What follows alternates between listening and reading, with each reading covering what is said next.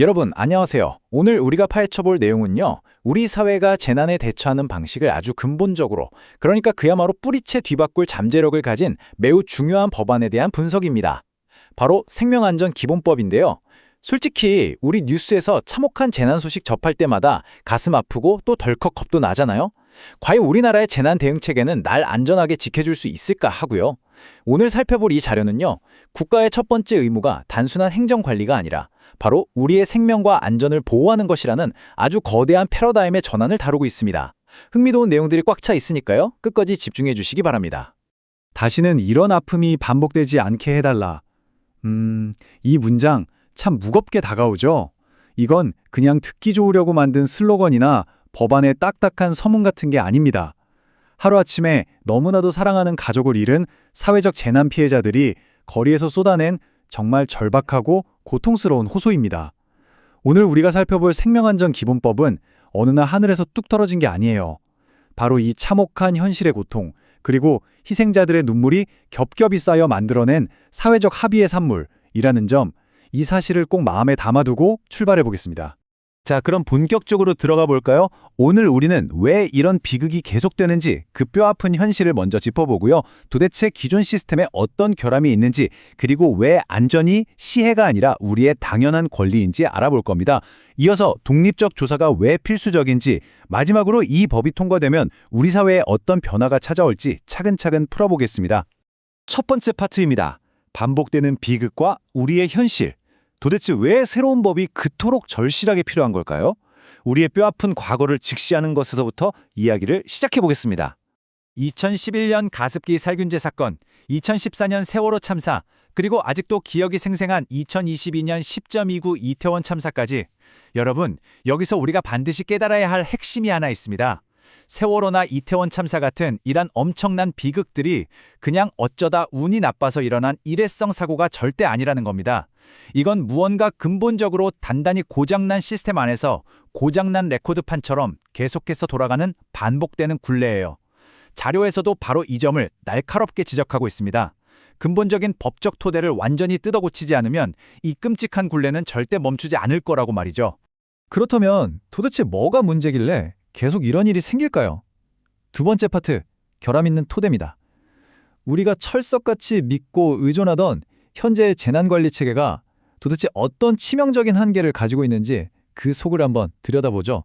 두 법의 시각 차이가 얼마나 극명한지 한번 비교해 볼까요? 우리가 지금 적용받고 있는 기존 법은요, 재난을 그저 관리해야 할 대상 정도로만 봅니다. 모든 포커스가 행정을 얼마나 효율적으로 할 거냐, 사후 수습은 어떻게 할 거냐, 그리고 정부가 어떻게 통제할 거냐에 맞춰져 있어요. 한마디로 차가운 행정 체크리스트에 가깝습니다. 하지만 제안된 생명안전기본법은 완전히 다릅니다. 재난을 행정의 관점이 아니라 인간의 존엄이라는 따뜻하고 무거운 가치에서 바라보거든요. 피해자를 더 이상 정부의 통제 대상이 아니라 당당한 권리의 주체로 확 끌어올리는 겁니다. 자, 그럼 이 패러다임의 변화를 조금 더 깊숙이 파고들어 보겠습니다. 세 번째 파트, 시혜가 아닌 당연한 권리입니다. 이 법의 아주 핵심적인 철학인데요. 재난 직후에 피해자들이 어떤 대우를 받아야 하는지 그 역할을 180도 뒤바꿔버립니다.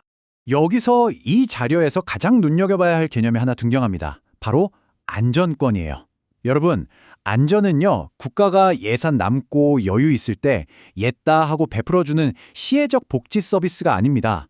안전권은 헌법적 수준에서 반드시 보장되어야 할 우리 모두의 절대적 기본권이자 인권입니다. 그러니까 내가 평범한 일상을 살아가면서 재난으로부터 내 생명과 안전을 철저히 보호받을 권리가 있다는 걸 국가가 공식적으로 쾅쾅쾅 명문화한다는 뜻입니다. 이게 무슨 뜻인지 확 와닿게 건물이 붕괴된 참사를 예로 한번 들어볼게요. 기존 법에서는요, 건물이 무너져서 가족을 잃잖아요. 그럼 피해자는 그냥 폴리스라인 밖에서 서성거리면서 정부가 주는 위로금이나 보상금 나오기만 기다려야 했어요. 아주 수동적인 복지 대상에 불과했죠. 조사가 어떻게 돌아가는지 알 길이 없었습니다. 하지만 생명안전기본법이 도입되면 얘기가 완전히 달라집니다. 더 이상 밖에서 하염없이 기다리는 사람이 아니에요. 당당하게 진실을 요구하고 직접 조사실의 문을 열 수 있는 조사실의 열쇠를 쥔 강력한 법적 권리자가 되는 겁니다. 짜릿한 변화죠? 만약 이게 진짜 내 가족의 일이라고 한번 상상해 보세요. 내 가족이 도대체 왜 그렇게 허망하게 희생됐는지 묻고 싶은데 수사 기밀입니다 하면서 문전박대 당하면 진짜 얼마나 피눈물이 나겠습니까? 이제 피해자는 진상규명 조사 과정에 직접 참여할 수 있고 관련 정보도 투명하게 다 들여다볼 수 있습니다. 또 희생자를 영구적으로 추모하고 기억할 권리까지 법적으로 든든하게 보장받게 되는 거죠.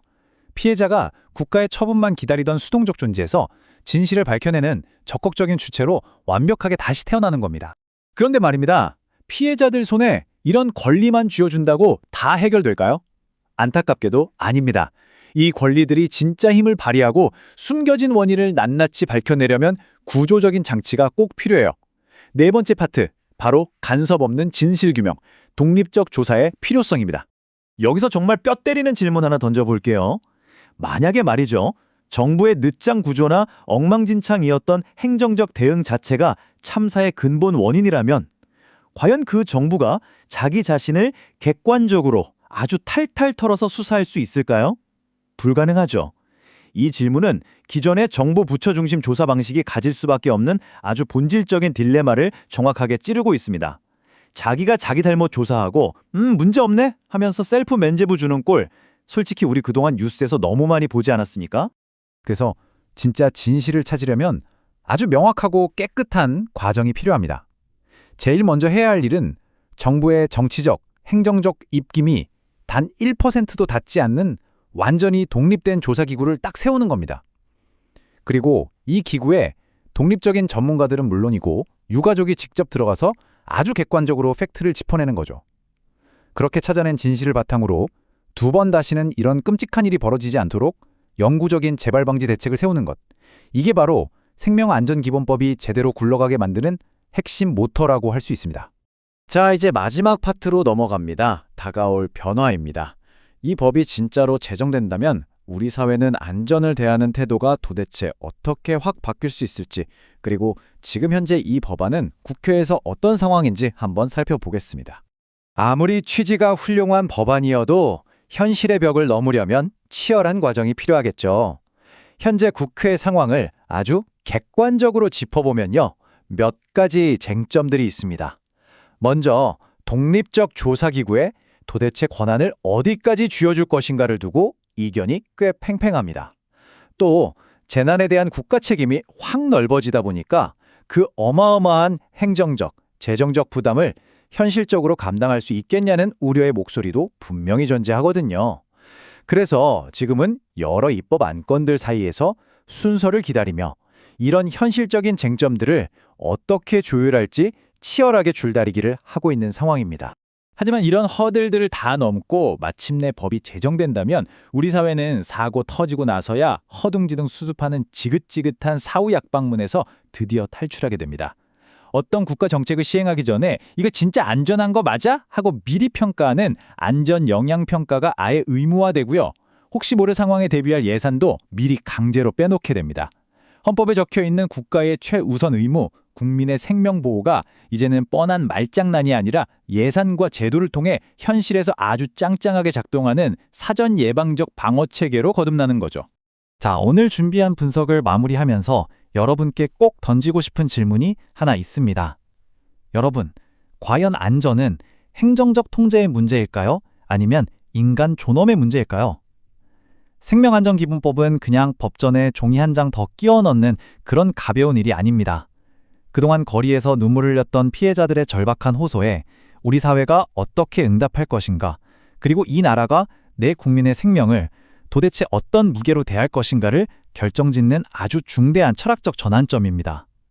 과연 우리는 이 아픈 굴레를 끊어내고 인간의 존엄을 지키는 그 길로 무사히 나아갈 수 있을까요? 오늘 함께 나눈 이야기들이 여러분께 작지만 깊은 생각할 거리를 남겼기를 바랍니다. 끝까지 함께 해주셔서 진심으로 감사합니다.